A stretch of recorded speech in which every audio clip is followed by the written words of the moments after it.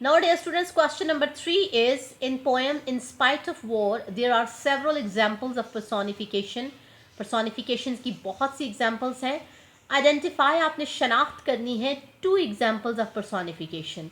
And explain वजाहत करना है what is being personified, किस चीज़ को personify किया जा रहा है, and how और कैसे in each example. Nowadays, students, before moving towards the answer of this question, first of all, I would like to clarify what is personification कि personification है क्या. Dear students, personification is a figure of speech. Figure of speech कहते हैं group of words, अल्फाज की गिरोह जो आपकी पोएम में आपके अल्फाज को न सिर्फ ब्यूटी देते हैं बल्कि आपकी पोएम के ओवरऑल मीनिंग को भी प्रोमिनेंट करके बताते हैं. तो ये एक फिगर ऑफ स्पीच है which gives the qualities of a person, जो एक इंसान की खुसूसियात देती है, टू एन एनिमल एक जानवर को, एन ऑब्जेक्ट एक चीज़ को या एक आइडिए को. Let's see the example. The wind येल्स through the trees, हवा दरख्तों के अंदर चिल्लाती है. Look at the picture. अब विंड जो है ये एक एब्स्ट्रैक्ट आइडिया है, इसको हम फील कर सकते हैं, प्रैक्टिकली देख नहीं सकते, लेकिन पिक्चर में बताया गया कि हवा कैसे शाउट कर रही है गुस्से से. So the wind cannot yell. हवा तो शाउट नहीं करती, only a living thing can yell. तो यहाँ पे wind को personified किया गया है, उसको इंसानी क्वालिटी दी गई है, that is shouting. Next examples of personification are the desk cried, कि desk भी रो पड़ा, चिल्ला उठा. When the obese man sat down in it, जब एक मोटा आदमी उस पर बैठा. तो desk is a non-living object. ये एक बेजान चीज़ है और क्राइंग की क्वालिटी, रोने की, चिल्लाने की, ये इंसानी क्वालिटी है जो डेस्क को असाइन की गई है. तो डेस्क को पर्सोनिफाई किया जा रहा है. Next is the waves beside them dance. ये विलियम वर्ड्सवर्थ की पोएम डैफोडिल से लिया गया कि जो फूल थे उनके सामने लहरें भी डांस कर रही थी, नाच रही थी. सो जो क्वालिटी ऑफ डांसिंग है ये ह्यूमन क्वालिटी है और इसको असाइन किया गया है वेव्स को, जो कि नॉन लिविंग ऑब्जेक्ट्स हैं, नॉन लिविंग थिंग्स हैं. So waves have been personified. I hope that the concept of personification will be quite clear to you कि नॉन लिविंग थिंग्स को, एब्स्ट्रैक्ट आइडियाज को ह्यूमन क्वालिटीज दे दी जाती हैं.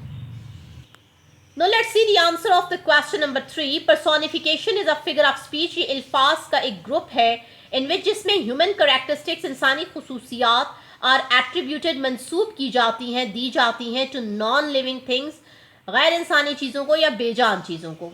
The 2 examples of personification from this poem are number 1, when pansies lift their eyes to mine. Pansies फूलों को कहते हैं कि जब फूलों ने अपनी निगाहें मेरी जानिब उठाई. And the clouds are romping with the sea. Romping playing के बादल जो थे वो समंदर के साथ खेल रहे हैं. In the first example, to lift their eyes, अपनी निगाहें ऊपर उठाना, is a human quality, इंसानी खुसूसियत है, which is attributed to pansies, जो कि pansy फूलों को दी गई है. And in the second, romping जो है, playing, is a human characteristic, इंसानी खुसूसियत है, which has been given to clouds, जो कि बादलों को दी गई है. So I hope that the answer of question number 3 will be quite clear to you. Now let's move towards question number 4. Now dear students, question number 4 is make a list of the words. आपने उन अल्फाज की एक फहरिस्त तरतीब देनी है that tell you, जो आपको बताते हैं about the tone of the poem in spite of war, की जो tone है उसको, and explain, वजाहत करनी है how those words tell us what the tone is.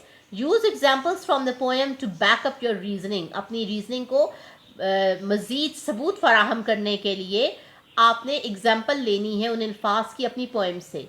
So let's see the answer.